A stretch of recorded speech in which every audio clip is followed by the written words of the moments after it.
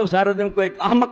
ضدی اور مغرور آدمی ثابت کیا جو خواہ مخواہ اپنی جان دے گا، ورنہ کچھ حقیقت نہیں۔ اور اس میں صاف صاف لکھا کہ یزید کو بیعت کا مطالبہ کرنے کا کیوں حق نہیں تھا، کیونکہ جب سوائے دو آدمیوں کے عبداللہ ابن زبیر اور امام حسین کے ساری سلطنت میں لوگوں نے اس کی بیعت کر لی تھی، وہ کیوں نہ بیعت مانگتا؟ امام حسین جھوٹا تھا۔ یہ پوری کتاب ہے۔ اب ہم اس کا جواب اگر میں دوں تو سارے شہر میں پروپگنڈا کہ مولوی اسحاق امام حسین کا بیان کرتا، اور ان دنوں میں آ کر یہ مسجد نہیں امام بارگاہ میں، لعنت اللہ علی الظالمین۔ اللہ کے نامراد ظالم بندو، یزید کی حمایت میں تم کتابیں لکھو، امیر المومنین یزید رحمۃ اللہ علیہ جگہ جگہ اس میں لکھا، اور ہم امام حسین الدین کا بیان کریں، اور آپ لوگوں کو یہ توفیق ہی نہ کہ پوری کتاب میں نہ ابن تیمیہ کو یہ توفیق ہوئی، اللہ نے بھی معاف کرے، نہ انہیں ملی کہ رسول اللہ کی وہ حدیثیں تو کہیں ذکر کر دو کہ حضور نے پہلے بتایا نہیں تھا امام حسین الدین کے بارے میں، وہ صحیح حدیثیں نہیں ہیں، ان کو چھوتے تک نہیں۔ خطبے ہو رہے ہیں، کتابیں لکھی جا رہی ہیں، نہ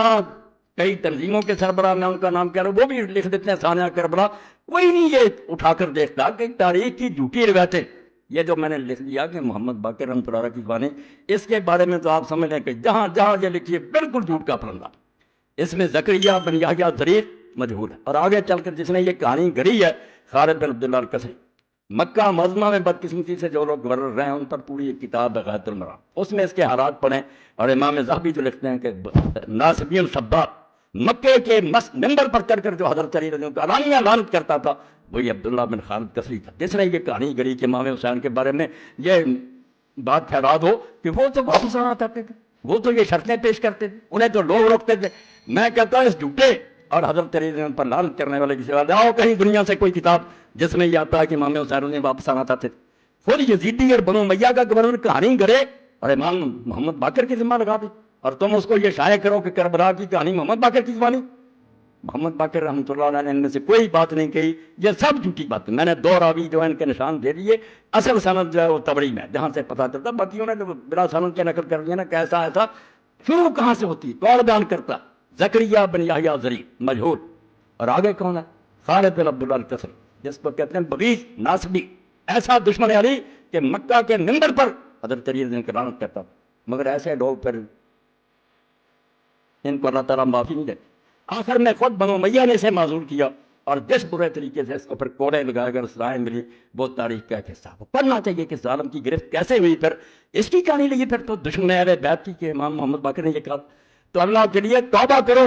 حدیث کی کتابوں کی طرف رجوع کرو۔ حسین رضی اللہ تعالیٰ عنہ پاگل تھا، اور کسی ظالم نے آج تک نہیں کہا، اور یہ بات جو اس کو بیان نہیں کیا کہ کوفہ بلانے والے تھے کون؟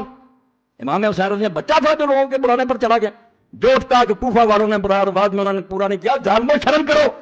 وہ بلانے والا ہوا جو امیر معاویہ رضی اللہ اس کے پاسم بھی نہیں، حضرت سلیمان بن سرد رضی اللہ کو کہتے ہو کہ جھوٹا تھا۔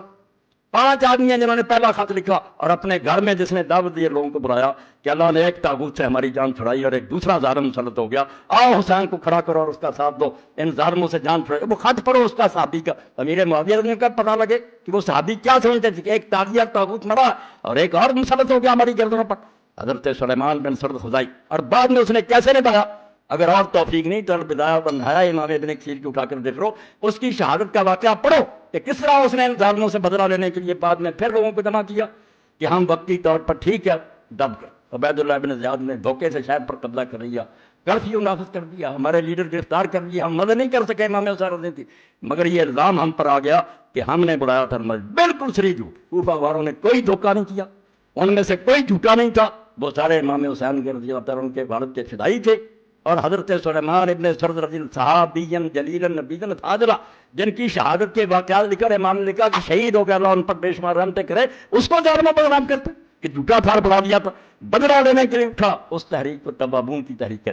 4000 آدمی کربلا میں گئے، امام حسین رضی کی خبر پریت کیا کہ یا بدلہ لیں گے ان ظالموں سے یا اپنی جانیں دے دیں۔ عبید اللہ زیاد کے ساتھ پھر مار گئے، بیچارے مارے گئے، شہید ہو گئے۔ بعد میں بدلہ جس کی قسمت میں تھا، مختار ابن ابی عبیدہ سٹھی، اس نے ایک ایک کا سفایا، شمر اور ابن زیاد سارے جتنے اس کے ہاتھ سے مارے گئے۔